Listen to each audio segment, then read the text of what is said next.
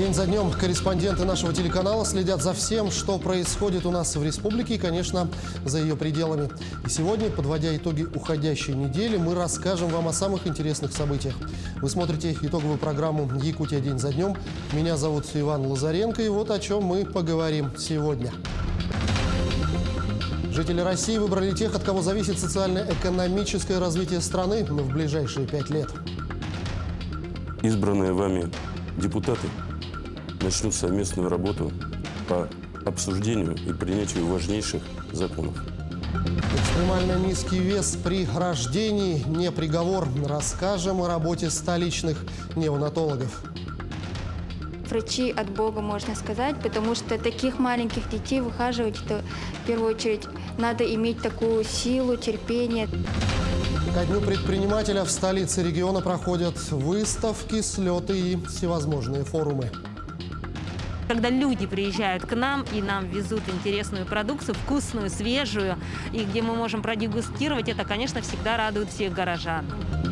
Культурная жизнь бьет ключом. Театры республики принимают гостей со всей страны. А когда приезжаешь в другой город, то это совершенно другой менталитет, другой зритель, другое восприятие, другое ощущение, другое дыхание зала. Оно всегда дает новые какие-то ощущения.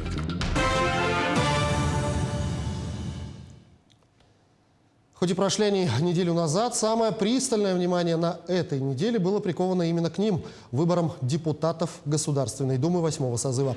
Масса прогнозов, различных точек зрения, местами не обошлось и без некоторых провокаций, но тем не менее. В ходе встречи с председателем Центра избиркома Неллой Памфиловой Владимир Путин поблагодарил россиян за доверие и активную жизненную позицию. Глава государства отметил, что явка на этих выборах составила 51,68%. Это результат выше, чем в 2016 году. Это говорит о том, что люди ответственно подходят к формированию высшего представительного органа власти страны – Государственной Думы, сказал Путин и добавил, что от работы Нижней палаты российского парламента зависит стабильность в стране, процветание России и движение вперед. Глава Якутии, в свою очередь, выразил слова благодарности якутянам за активное участие в выборах текущего года. Более 330 тысяч якутян, несмотря на сложные погодные и эпидемиологические условия, пришли на участки и сделали свой личный выбор, отметил Айсен Николаев. Особые слова благодарности Илдархан выразил организаторам выборов. Подчеркивая роль общественных наблюдателей, глава региона отметил необходимость развития такого института и надеется на Общественную палату республики, которая взяла на себя организацию и координацию работы наблюдателей. Ну а заместитель председателя правительства Российской Федерации, полномочный представитель президента России в Дальневосточном федеральном округе Юрий Трутнев официально поздравил всех дальневосточников с завершением единого дня голосования. Уважаемые жители Дальнего Востока, завершились выборы в Государственную Думу Российской Федерации. Я хочу поблагодарить вас за участие в выборах. Хочу пожелать новому составу Государственной Думы успехов. Более 2,5 миллионов дальневосточников приняли участие в выборах. Избранные вами депутаты начнут совместную работу по обсуждению и принятию важнейших законов. Они будут создавать условия для развития отдельных территорий и всей нашей огромной страны. Я желаю жителям Дальнего Востока счастья и всего самого доброго. Говоря об общих результатах выборов, партия «Единая Россия» получила в Госдуме 8-го созыва 324 мандата. Всего в Нижнюю палату парламента прошли представители 8 партий и 5 самовыдвиженцев.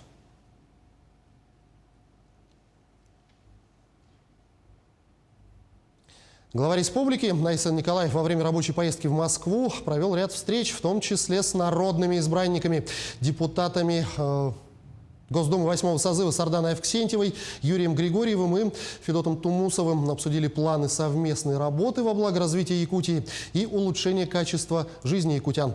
Выборы закончились, а жизнь продолжается, отметил Айсен Николаев в социальных сетях.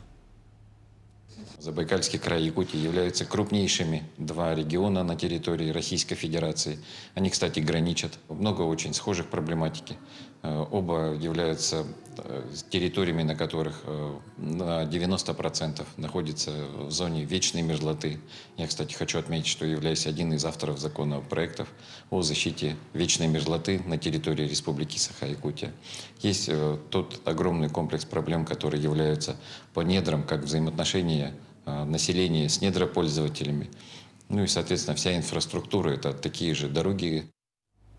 Ну а помимо депутатов Государственной Думы, у нас в регионе выбирали глав Булунского и Жиганского районов, а также состав собрания депутатов Абыйского, Жиганского, Нижнеколымского и Среднеколымского районов. В 13 селах шло голосование за местных народных избранников. Жители еще 36 поселений выбирали своих глав. А в том числе завершились выборы руководителей райцентров поселков Тикси, Белая гора, Сангар и Черский. Об основных итогах прошедших выборов подробнее в материале Дмитрия Тымырова. Выборы в регионе прошли спокойно, без грубых нарушений и, как говорят политологи, без сюрпризов. В этом году явка избирателей, по словам председателя ЦИК, выше на 3%, чем в 2016 году. Ну, традиционно мы всегда, якутяне, Чукотка, мы всегда очень хорошо участвуем. Еврейская автономная область, ну, тройка лидеров по явке. И вот какие результаты озвучили ЦИК 21 сентября. Коммунисты, ну, с вашего позволения, укорачивая, Коммунистическая партия Российской Федерации получила 35-15. Партия «Единая Россия» получила 33-22. Достаточно они серьезно. До конца волновались, кто все-таки впереди, кто-то сзади. Ну, соответственно, третье место в нашей республике заняла политическая партия, совершенно новая. На дополнительных выборах народных депутатов в Государственное собрание Илтумен по университетскому округу номер 3 выиграл ректор Северо-Восточного федерального университета Анатолий Николаев. У него 43,22% голосов. По Колымо-Индигирскому одномандатному избирательному округу номер 34 выиграл Сахамин Афанасьев. У него 44,97% голосов избирателей. В эти дни я максимально постарался встретиться с избирателями, поездил по всем селам, получил наказы, предложение в мою депутатскую деятельность. Благодарен всем избирателям за то, что выбрали меня, поддержали мою программу. Я готов работать во благо развития районов. Очень много нерешенных вопросов, и их надо решать как раз на уровне правительства Республики Саха-Якутия, на уровне федеральных органов исполнительной власти, ну и подключать социальные и общественные институты развития, которые имеются. Что касается глав двух районов Якутии, Булунского и Жиганского, то здесь в первом случае победу одержал Афанасий Андросов, представитель политической партии «Единая Россия». За него отдали голоса 1084 человека, это 52%. А главой Жиганского улуса стал также представитель партии «Единая Россия» Василий Сорокин. За него отдали свои голоса 914 человек, что составляет 67,45% голосов избирателей. Руководителями районных центров по итогам выборов стали поселок Тикси Наталья Султанова. Ее поддержали 269 избирателей, что составило 28,3% от общего числа голосовавших. Поселок Черский действующий глава Алексей Марков, кандидат от партии «Единая Россия». Поселок Сангар также победу одержал действующий глава Николай Попов. Его кандидатуру поддержали 620 избирателей. Это 52,90%. На итоговой пресс-конференции Центральной избирательной комиссии Якутии председатель Евгений Федоров сообщил, что две партии «Единая Россия» и «Справедливая Россия за правду» не согласились с результатами ряда участковых избирательных комиссий региона и написали заявление в адрес ЦИКа, но позже они их отозвали. После проведения консультаций в якутском местном отделении партии «Единая Россия» было принято решение об отзыве поданных жалоб в ТИК по результатам выборов в Госдуму Российской Федерации в связи с тем, что мы не ставим под сомнение результаты выборов. Кроме того, он отметил, что по итогам выборов будет проведен глубокий анализ сложившейся ситуации и произойдет перезагрузка партийной деятельности с учетом реальных ожиданий и запросов населения. Между тем, Якутию в Государственной Думе Думе Российской Федерации нового созыва будут представлять 5 депутатов. Об этом сообщил Айсей Николаев в Инстаграм. Завершилось важнейшее политическое мероприятие года – выборы депутатов в Государственную Думу Российской Федерации.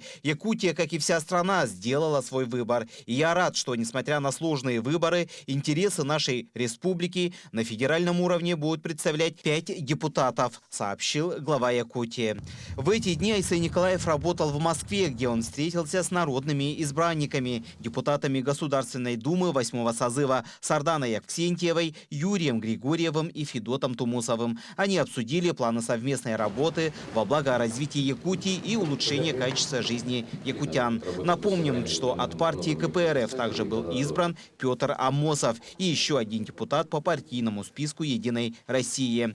Включенный в федеральный список избранных депутатами Государственной Думы Российской Федерации 8-го созыва глава республики Айсей Николаев, по нашей информации, уже подписал заявление об отказе от депутатского мандата. За ним по списку следует Галина Данчикова, которая и будет представлять интересы региона в Государственной Думе. Пожалуй, еще никогда в постсоветский период ни один регион с численностью менее 1 миллиона человек не имел столько своих представителей в парламенте страны, сколько будет в этот раз у Якутии. Дмитрий Тымыров, Павел Пахомов, Георгий Григорьев, Григорий Охлопков. Якутия. День за днем. Сейчас мы прервемся буквально на минуту и после небольшой рекламы обязательно продолжим. Не переключайтесь.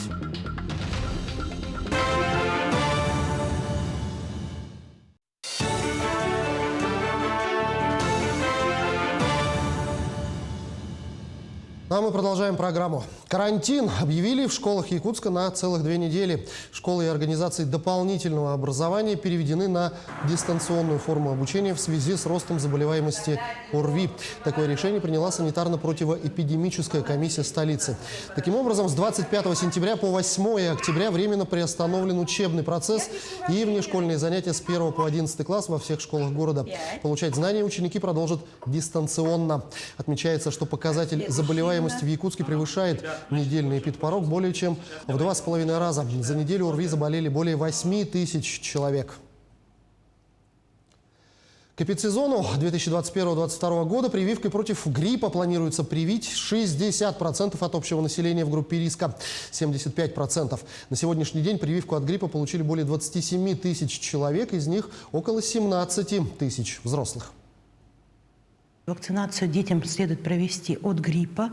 Уже есть доказательная база, что грипп также защищает, в том числе и от ковида. Наиболее легкие течения происходят как раз у людей, вакцинированных от ковид плюс грипп, и у людей, которые в свое время привились привинаром. Поэтому настоятельно рекомендую обращаться в вакцинальные пункты, проводить вакцинацию для того, чтобы избежать массового заражения. Тем временем пакет документов на регистрацию вакцины, на этот раз для профилактики коронавируса у подростков ГАМ-ковид ВАК-М, поступил в Минздрав России. Документы направят на экспертизу, по результатам которой примут решение о регистрации препарата. ГАМ-ковид ВАК-М – это новая вакцина от центра Гамалеи. В настоящее время в России зарегистрированы уже 2 препарата от этого центра. Двухкомпонентный ГАМ-ковид ВАК или Спутник Ви и однокомпонентный Спутник Лайт. К слову говоря, медработникам, которые помогают больным с коронавирусом, дополнительно выделят почти 3 миллиарда рублей. Распоряжение об этом на этой неделе утвердил председатель правительства России Михаил Мишустин. По указу президента страны Владимира Путина, подписанному еще в мае 2020 года, средства получают врачи, средний и младший персонал, а также водители скорой помощи, которые, помогая пациентам с COVID-19, заразились сами. В этом году на эти цели уже было направлено около 12,5 миллиардов рублей. Ожидается, что средства, выделенные из резервного фонда, позволят в полном объеме обеспечить финансирование данной меры поддержки. Между тем, спецотряд медиков Федерального медико-биологического агентства России завершает свою работу в республике. Медицинский десант в Якутию направили для диспансеризации волонтеров, принимавших участие в тушении лесных пожаров. Результатом работы, помимо оказанной помощи, стало и подписанное с региональным Минздравом соглашение. Документ расширит возможности межведомственного взаимодействия в различных областях здравоохранения и обмен опытом в области основной медицины. Это венец нашей совместной работы, закономерный итог. Я бы употребил такой термин. Нужно не заканчивать нашу деятельность, нужно ее продолжать. Нужно обмениваться опытом. И здесь, и у федералов проходят различные конференции, симпозиумы, мастер-классы. Есть что показать коллегам из Якутии, есть что показать федералам. Это нужно использовать. Есть, значит, рекомендации дальнейшего углубленного медосмотра. Часть пациентов будет проходить непосредственно в наших медицинских организациях. То, что не можем предоставить в районах, в территории нашей республики, будут направлены по согласованию в МБА. Но теперь о самых маленьких. В Якутии в год рождаются более 100 детей на раннем сроке. С 2018 года такие малыши имеют возможность получить квалифицированную помощь в одном месте. Отделение Катамно-Запреновом перинатальном центре – единственная на Дальнем Востоке самостоятельная служба, а не просто кабинет, где снижают инвалидизацию детей, рожденных с экстремально низким весом от 500 граммов. Ульяна Шагина провела один день с неонатологами. Двухлетняя Кира наблюдается в центре с самого рождения. Она родилась на 28-й неделе с весом 750 граммов. Благодаря врачам, а также постоянной реабилитации в отделении малышка уже бегает. Врачи от Бога, можно сказать, потому что таких маленьких детей выхаживать, это в первую очередь надо иметь такую силу, терпение. И поддерживает маму в первую очередь, потому что это психологически тоже очень тяжело, физически тяжело. И помощь врачей, поддержка – это тоже очень важно. Лечебная физкультура для недоношенных детей – обязательная составляющая. В раннем возрасте физического отставания от своих сверстников не избежать. А при помощи массажа и упражнений укрепляются мышцы. Ребенок становится подвижнее. Учим переворачиваться, сидеть, ползать, ну и ходить. Они в основном все отстают в моторном развитии. Они поздно начинают переворачиваться, ползать, ну и так далее. Занимаемся от 7 до 10 процедур, смотря как ребенок справится. Первый раз в отделении Катамноза мама и сын Стручковы. Малыш родился в апреле месяце на 31-й неделе. Теперь главная цель – быстрее восстановиться и нагнать сверстников. С помощью опытных врачей получается неплохо. В поликлиниках все равно немножко такое конвейерное, можно так сказать, подход конвейерный, а тут уже индивидуально. Мы тут родились в перинатальном, и нас же также обследуют. И также будем до 3 лет обследоваться, что очень положительно влияет. Тут полностью комплексно обследуют. И очень тщательно, основательно. Кроме ЛФК, здесь же можно пройти УЗИ сердца, головного мозга и внутренних органов. С 2019 года вакцинируют малышей специальным препаратом Синагис, которое в разы сократило заражение РСВ инфекцией, вызывающей пневмонию. Вакцинацию поливизумабом, препаратом Синагис, получают дети с патологией дыхательной системы. Это с бронхолегочной дисплазией, дети, которые родились менее 1,5 килограмм, у которых еще не совсем развиты легкие для того, чтобы защищать от как раз-таки этой инфекции. Во время пандемии, чтобы не упустить время, освоили дистанционную консультацию при помощи облачной поликлиники. То есть мы даже дистанционно показывали специальный кукла-манекен, если купили, на которой показывали, как делать упражнения, как проводить мамочке самой массаж, как мамочке проводить самой ЛФК. Простейшие элементы ЛФК. Для того, чтобы не упустить время, для того, чтобы не пропустить реабилитационный потенциал ребенка. Отделение не стоит на месте, а растет и развивается. Так, в ближайших планах открыть здесь школу матери, чтобы помимо реабилитации детей проводить семинары для мамочек по грудному вскармливанию, питанию и другим важным вопросам, которые индивидуальны для каждого торопышки, как любя их обычно называют доктора. Ульяна Шагина, Григорий Николаев. День за днем. Еще одна тема, которую мы решили затронуть в этой программе. В этом году в Ленском районе объявлен год развития сельских территорий. Но как живут в глубинке? В одном из таких мест побывала съемочная группа в селе Нюя. Это один из крупных населенных пунктов Ленского района. Но чем промышляет село? Добрались ли до Нюи прогрессы и современные технологии? На каком уровне образования? Об этом всем и многом другом в материале Анны Кожевниковой. Село Южная Нюя – самый крупный населенный пункт Ленского района после Витима и Пеледуя. Некогда здесь были такие богатейшие предприятия, как леспромхоз и совхоз. Но после их распада в лихие 90-е прошлого века начался отток населения. После наводнения 2001 года, когда было разрушено много домов, нюйцы стали покидать родные края.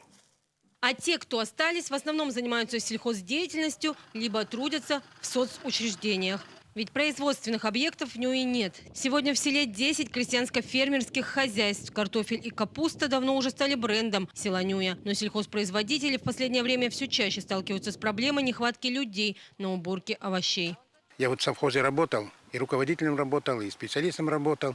Школа, даже каникулы какие-то объявляли, приходили, работали. Профсоюз ими. Вот Олег Филиппов был председателем правкома совхоза у нас в Нюйском. Вот. Поощряли детей, платили. А сегодня вот получается у нас нехватка рук.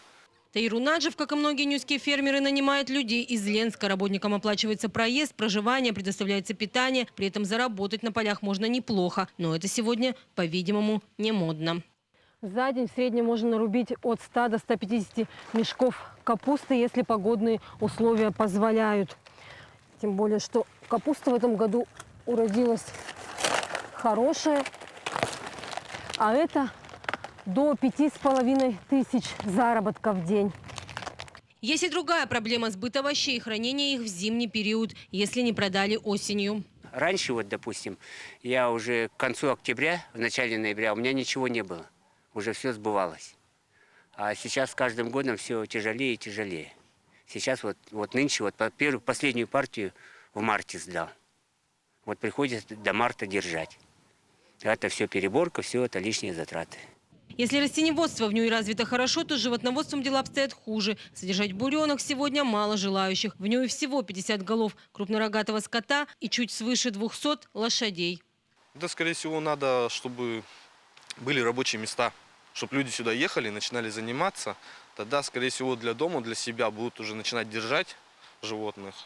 И тогда будет подъемы в живности. Фермерство, в принципе, не сказать, что развивается, не сказать, что падает. Оно стабильно держится у нас уже который год. По посадочной площади картофеля 70 с копейками, если я не ошибаюсь. Вот. И 30 гектар овощей. Но не только выращиванием сельхозпродукции занимаются нюйцы. Многие из них трудятся в соцобъектах. Основным образовательным центром села, конечно, является школа. За последние годы она значительно модернизировалась. Оснащена материальная база, проведены ремонты. Конкретно это ремонты сделаны во всех кабинетах у нас, как полы, стены. Также произведены ремонты и внешнего фасада школы. В этом году у нас планируется ремонт мастерской. Цифровым оборудованием в рамках реализации федерального проекта «Точка роста» оснащены кабинеты информатики, химии, физики, математики, биологии, ОБЖ. У детей есть возможность знакомиться с современными технологиями, программированием и другими техническими ноу-хау. Самым главным центром является, конечно же, интерактивная доска. Именно в том, что она нового поколения, не требует, то есть громоздких подключений, именно отдельного проектора не требует для своей работы, не требует компьютера, то есть в ней уже все встроено. Шлем VR у нас в одном экземпляре с полностью укомплектованным компьютером, то есть мощный игровой компьютер был предоставлен. Дети сейчас осваивают, но он позволяет погрузиться в виртуальную реальность в том смысле, что, допустим, прогулки космические брали. Всего в Нюйской школе сегодня обучается 100 человек, классы от 10 до 13 человек. А трудятся здесь высококвалифицированные педагоги.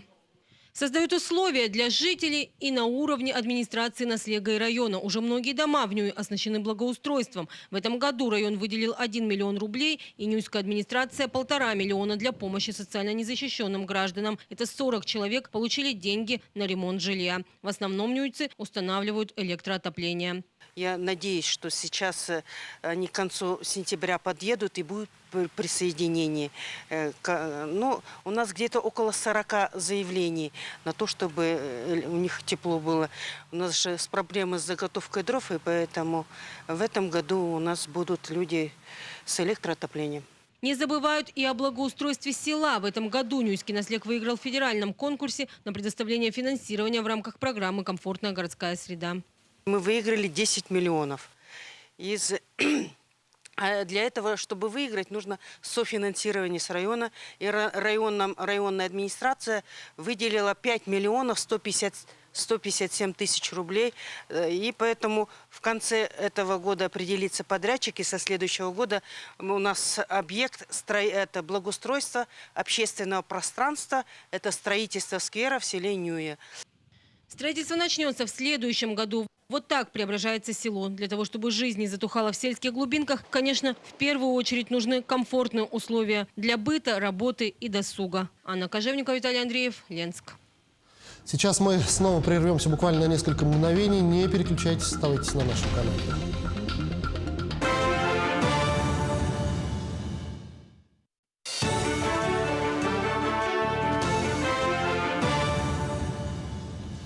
Мы продолжаем программу. В Якутии на этой неделе стартовал Республиканский форум предпринимателей. Это современная дискуссионная площадка, где представители бизнеса, общественных организаций и государственных структур могут координировать взаимодействие с субъектами малого и среднего предпринимательства. Подробнее смотрите в материале Саргаланы Неустроевой. Форум в этом году проходит впервые после долгого перерыва. В прошлом году якутское предпринимательство понесло большие убытки и значительно пострадало от принятых ограничительных мер. Тем не менее, благодаря слаженной работе Министерства предпринимательства республики и бизнес-сообщества удалось снова поставить малое и среднее предпринимательство на путь развития. Мы видим, что есть определенные тренды в предпринимательстве. Конечно, растет у нас количество занятых. Впервые за всю историю Республики Саха-Якутия превысила отметку в 100 тысяч количество занятых в МСП. И уже в 2021 году мы видим рост субъектов МСП на 2%. Отмечается и рост количества самозанятых в районах республики. Это прежде всего фермеры и мастера народного промысла. Все благодаря принятым мерам поддержки Минпреда республики. У нас уже более 12 тысяч самозанятых. И это результат, который предвосходил даже наши собственные ожидания, хотя мы были уверены, что та информационная кампания, которую мы запустили по нашим центрам «Мой бизнес», открывшийся в том числе и в период пандемии во многих районах республики, она точно возымеет действие, и наши ожидания оправдались. Между тем, сам форум проходит в гибридном формате онлайн и офлайн, а участниками может стать любой желающий. Программа проекта включает свыше 50 мероприятий. Это вебинары, мастер-классы, выставки и многое-многое другое. Конкретно торгово-промышленная палата выступила инициаторами и подготовила несколько мероприятий, таких как вот сегодня с 10 утра у нас проходил большой круглый стол, посвященный поддержке местных производителей. Это очень важная, большая тема. И, вы знаете, говорить о количестве участников в связи с пандемией сейчас очень сложно, потому что, конечно, был полный зал, и кроме этого достаточно большое количество подключилось по нашей ссылке онлайн. Сегодня мы подвели итоги регионального этапа Всероссийского конкурса молодых предпринимателей 2021 года. Итоги подведены по 4 номинациям. Это торговля, производство, самозанятые и услуги. И сегодня у нас, как завершающий этап, уже состоялось вручение наград. Кроме того, в рамках форума прошла и традиционная ярмарка предпринимателей. Правда, не так масштабно, как обычно. Количество участников пришлось сократить в 2 раза. Тем не менее, 4 регионам России удалось представить свои товары якутским потребителям. Когда люди приезжают к нам и нам везут интересную продукцию, вкусную, свежую, и где мы можем продегустировать, это, конечно, всегда радует всех горожан. Дело в том, что мы же проводим это мероприятие в рамках Дня предпринимателей. И как раз предприниматели Якутии в город приезжают, из улусов также, и могут познакомиться и найти пути, варианты оптимального, бюджетного, например, те же упаковки подешевле изготовить в другом регионе, ну и так далее. Стартовал форум с 23 сентября, завершится уже 27-го. За эти 4 дня якутские предприниматели легко смогут наладить связи и сотрудничество между предприятиями, а также выявить слабые стороны своего бизнеса и стать лучше. Саргалана Неустроева, Георгий Григорьев, Якутск. В республике стартовал и первый фестиваль туризма в местности Ортодайду Галасского района. Специалисты различных направлений продемонстрировали национальные игры, посуду, провели мастер-классы для гостей форума. Ну и, конечно, была обширно представлена самая на сегодняшний день развитая отрасль туризма в Якутии. Это внутренние туры в заповедные места и красивейшие уголки региона. Это и сплавы, и пешие туры, и восхождение в горы. Безусловно, не стоит забывать, что туризм, особенно экстремальный, требует особо тщательной подготовки. Ведь не зря говорят, горы ошибок не прощают. За этой расхожей фразой человеческие трагедии, потери и боль. 5 альпинистов погибли на Эльбрусе. Среди них молодая якутянка, знакомая многим любителям скалолазания в республике. Одна из постоянных организаторов фестивалей скалолазания в Якутии. 23 сентября команда из 23 альпинистов поднималась на Эльбрус. Каждый хотел преодолеть страх и исполнить единое на всех желание – покорить легендарную высоту. Однако погода жестоко разрушила планы скалолазов. 5 живыми не вернулись. Причиной гибели людей предварительно стали обморожение и критически упавшее давление. Что совсем уже плохо, когда поняли? Наверное, когда нас в больницу привезли, что все плохо. Ну, то есть до того момента, было вроде как, что обморожение небольшое. Была хорошая погода, солнце. На вершине начался достаточно сильный ветер, но солнце по-прежнему было. Вот, и примерно где-то на 30% примерно спуска поднялся очень сильный ветер и добавился снег. Погода в горах действительно непредсказуема, может меняться каждые полчаса. Поэтому любое восхождение на высоту невозможно без специальной подготовки и непременно должно сопровождаться официальным туроператором. В горах нужно быть готовыми ко всему. Как отраслевой орган власти рекомендуем туристам обращаться за услугами, конечно же, к официальным туроператорам. С списком официальных туроператоров, которые действуют на территории республики, также в других регионах, если турист выезжает куда-то за пределы, можно ознакомиться на сайте Ростуризма, а также на официальном сайте Министерства предпринимательства, торговли и туризма республики. Впрочем, даже опытный туроператор полной гарантии дать не может. Так, Эльбрус-гид на этом рынке не новичок. Их туры пользуются популярностью давно. Гид-лидер Денис Алимов, указанный на сайте как руководитель проекта, и вовсе уверен, Эльбрус – гора для новичков. По крайней мере, южное ее подножие.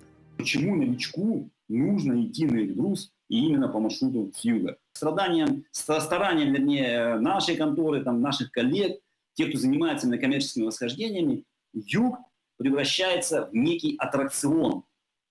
В лучшем смысле этого слова, но все-таки аттракцион. Он, конечно же, и опасный, и физически тяжелый, но все-таки восхождение на Эльбрус с юга уже становится на одну ступеньку с прыжком с парашюта, прогулкой на параплане, сплавом по Катуни на рафте. Следственный комитет уже возбудил уголовное дело по статье «Оказание услуг, не отвечающих требованиям безопасности жизни и здоровья потребителя», повлекшей по неосторожности смерть 2 и более лиц. В числе 5 погибших – якутянка Анна Макарова. Молодая мама, активный и светлый человек. Под одним из своих последних постов в соцсети написала, что находится в отпуске, и пообещала друзьям встретиться в октябре. Я помню, что это была девушка очень такая энергичная, очень отзывчивая, очень приятная. С ней было приятно поговорить. Эта трагедия ужасная. Мы очень соболезнуем родным и близким Анны. Знаем, что у нее есть мама, сын. Это очень серьезно, конечно, очень печальная новость. Туризм в Якутии – это природа, красота гор, быстрые реки. И все это на фоне слабо развитой инфраструктуры, дорогих билетов на внутренние авиаперелеты. А значит, развивать возможно именно экстремальные виды отдыха. У нас несколько туроператоров сейчас как раз-таки специализируются именно на экстремальных видах туров и предлагают такие направления, как сплавы по различным рекам нашей республики, но сплавы, они являются, как правило, средней либо пониженной, экстремальной направленности. Самые, пожалуй, экстремальные, которые можно назвать, это горы. Хандыга. Также есть ряд направлений по Восточной Якутии. Эти направления можно назвать самыми экстремальными. Действительно, горы ошибок не прощают. Ветер, снег, оползни, камнепады, высота. В горы можно и нужно подниматься только с определенной подготовкой. Есть понятие спортивного туризма, категория походов. Вот, например, в этом году вы прошли первую категорию, в следующем году вторую, третью, четвертую. То есть это все постепенно должно быть. А тут есть перескок. И из-за этого случаются эти трагедии. Таким образом, необходимо повышать уровень не только туроператоров, но и самих туристов. Ведь им в первую очередь нужно позаботиться о собственной безопасности. В Министерстве туризма, впрочем, уверены, потребительская сознательность в республике растет. Почему у нас выросло количество туроператоров в реестре? Да? Вот сейчас мы имеем 29 туроператоров уже в федеральном реестре легальных. Буквально в прошлом году их было 19. Да? То есть рост идет. И предприниматели поняли, что мы будем поддерживать только тех, которые работают законно. Да? У нас все, в принципе, меры поддержки под это заточены. И наши туристы, в том числе внутренний турист, он уже обращает на это внимание. То есть он спрашивает, а вы в реестре? А вы можете это как-то подтвердить? Или сами заходят в федеральный реестр, мы уже этому научили нашего потребителя, и проверяют, там ли находится туроператор, действительно ли он сможет их как-то застраховать от каких-то последствий, да? Пусть даже не зависящих от самого туроператора. Развивать туризм в Якутии однозначно нужно, пусть и экстремальный. Главное – контроль и максимальная подготовка. Необходимо хоть как-то минимизировать риски, чтобы жизни людей не обрывались. Так трагично, так рано. Анна Васильева, Джулстан Иннокентьев, Якутия. День за днем.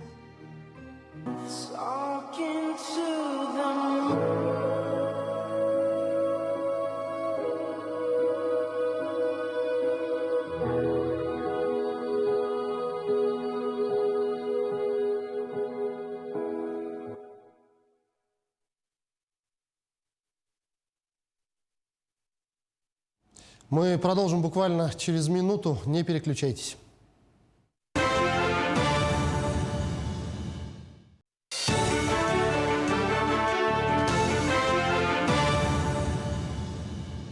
Продолжаем программу. Богатыми на театральные события оказалась уходящая неделя. Так, в рамках федерального проекта «Большие гастроли» коллектив Якутского театра оперы и балета с гастрольной программой посетил города Поволжья. А труппа Русского драмтеатра имени Пушкина сейчас находится в городе Владивосток. Тем временем с ответными показами в Якутске гостит Ульяновский драмтеатр имени Ивана Гончарова. Показ спектаклей проходит на сцене Государственного театра оперы и балета Республики. Подробнее о репертуаре гастрольной программы узнавала Морфирина Алексеева. Гастрольная программа драмтеатра состоит из 4 спектаклей. Музыкальная комедия Владимира Гуркина «Кадриль», комедия Анатолия Крым «Завещание», иронический спектакль «Любовный квадрат», а также произведение Николая Карамзина «Бедная Лиза». Гастрольную программу открыла комедия «Кадриль».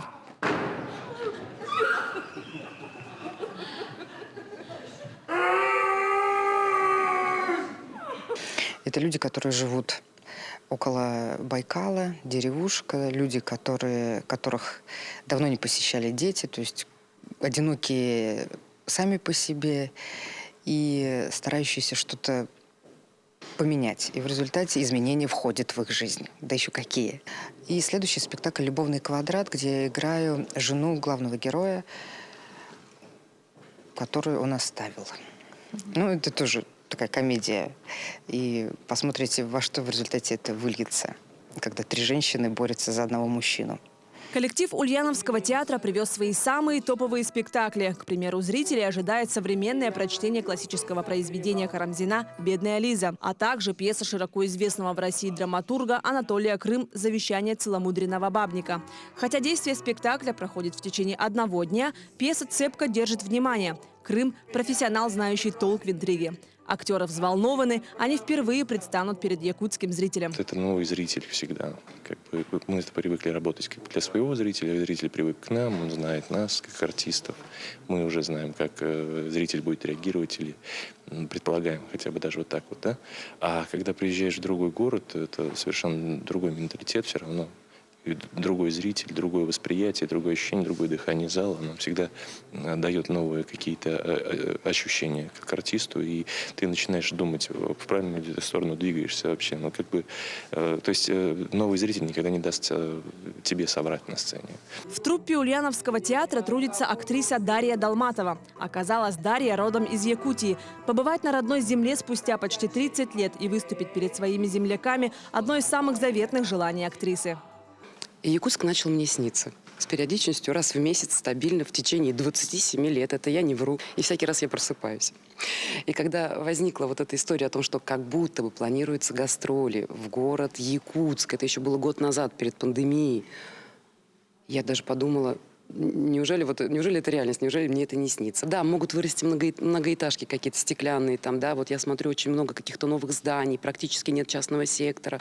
При этом, при всем, вот осенний запах вот листвы, да, пожелтевшей травы, вот он как был в моем детстве, так он и остался. И я вот иду в школу и заруливаю обязательно какие-нибудь кусты, потому что вот там пахнет моим детством. Люди, которые придут сегодня в зал, они нас не знают, мы им не знакомы. Но мне почему-то кажется, вот сейчас опять заплачу, но мне почему-то кажется, что придут друзья. И я хочу поделиться радостью. В свою очередь коллектив театра оперы и балета вернулся с гастролей от Лены до Волги. Труппа Якутского театра провела 14 показов в городах Казань, Уфа, Ульяновск и Йошкар-Оле. Артисты произвели неизгладимое впечатление. В городе до сих пор от этих гастролей среди культурного сообщества эффект разорвавшейся бомбы. То есть такого мы не видели, правда, с советских времен, потому что никогда, уже более 30 лет, такого качества и такого высокого уровня профессионального не приезжал к нам балет. Да еще и с оркестром. Это просто можно только мечтать. Спасибо огромное вам, вашему коллективу. Репертуар спектаклей стал эксклюзивным подарком для зрителей, так как увидеть их можно было только на этих гастролях. Мы возили в Поволжье 4 наших спектакля. Это премьера юбилейного 50-го сезона «Калейдоскоп иллюзий», мюзикл о жизни в Инстаграм, также эксцентрический балет «12 стульев» Геннадия Гладкова, шедевр мирового балета, балет «Лебединое озеро», а также детский балет «Чиполлино». В эти дни в рамках федерального проекта «Большие гастроли» в городе Владивосток проходят гастрольные показы коллектива Русского драмтеатра имени Пушкина. Труппа представляет жителям Владивостока 7 спектаклей самого разного жанра. Это классические произведения, мюзиклы, драмы, комедии и даже детские спектакли. Показы идут на сцене театра драмы имени Горького. Жители и гости Владивостока тепло приняли коллектив Русского театра. Показ спектаклей состоится до 30 сентября. Марферина Алексеева, Григорий Николаев, Джилустан Иннокентьев. Якутия день за днем. Перенесемся в Южную Якутию. Несмотря на то, что в Нерюнгринском театре кукол творческий сезон еще официально не открыт, с конца августа его жизнь уже насыщена яркими событиями, о которых вам расскажет наш следующий сюжет. В конце августа в городе Москва проходил открытый национальный чемпионат творческих компетенций «Арт Мастерс». Это единственный в мире чемпионат для работников бэкстейджа. Звукорежиссер театра Андрей Никулин стал его победителем. Всего в чемпионате было представлено 19 компетенций, в том числе компетенция звукорежиссура, в которой участвовал Андрей. Чтобы попасть в финал, необходимо было пройти серьезный отбор, который проходил заочно в 3 этапа. Участникам было нужно предоставить портфолио, пройти тестирование, ответить на ряд вопросов, касающихся профессиональной деятельности. С каждым этапом участников все меньше, и вот в финале уже финал происходит в Москве уже. Нам заранее за 10 дней то есть 15 числа августа нам сказали, что это будет озвучивание биг-бенда в Московском дворце молодежи, там, где проходят все мюзиклы наши, и не только наши, скажем так. В финале участникам дали задание продумать микрофонную карту, как будет стоять аппаратура, линию действий на сцене и звуковую картину одной из музыкальных композиций джазового оркестра с участием солистки и трио бэк-вокалистов. На саундчек, проверку звука, было дано 45 минут, а на следующий день состоялась защита в присутствии зрителей, приглашенных экспертов, президента фестиваля Борислава Володина и членов жюри. Ну и вообще это очень серьезная работа на самом деле. Я впервые работал с джазом, впервые работал с таким составом, именно как ведущий звукорежиссер. Это невероятное впечатление. Я был просто в эйфории. И за консолью этой работал впервые, но это не так страшно. Я заранее ее изучил, все, был готов, в принципе. Победа для Андрея стала приятной неожиданностью. Тот факт, что он попал в финал и получил такой колоссальный опыт, он уже считал победой. Никулин Андрей. Вот это да! Вот эта реакция сейчас была Андрея. Он не поверил этим словам. С чемпионата Андрей привез диплом и золотую медаль победителя, сертификат на 500 тысяч рублей, которые можно будет потратить на оборудование, обучение или вложить в какой-то проект, сертификат на микшерный пульт и сертификат на стажировку в компании «Бродвей Москва». Но самое главное – это, конечно, эмоции, которые он получил от победы. Второе событие – это то, что в рамках федеральной программы «Большие гастроли» Нерюнгринский театр кукол принимает своих коллег из города Кострома.